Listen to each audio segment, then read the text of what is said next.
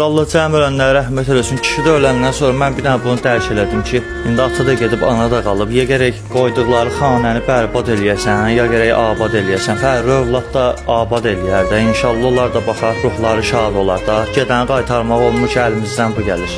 Əlbəttə. Allah cəm ölənlərə rəhmət eləsin. Qalanlara da can sağlığı versin, güc versin. Düz yolda saxlasın Allah Taala ki, yaxşı. Allah rəhmət eləsin.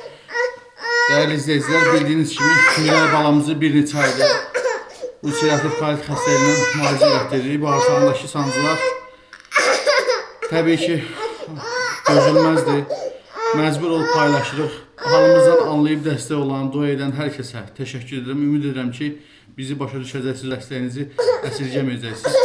Allah heç kimə bizim kimi çarəsizlik nəsib eləməsin.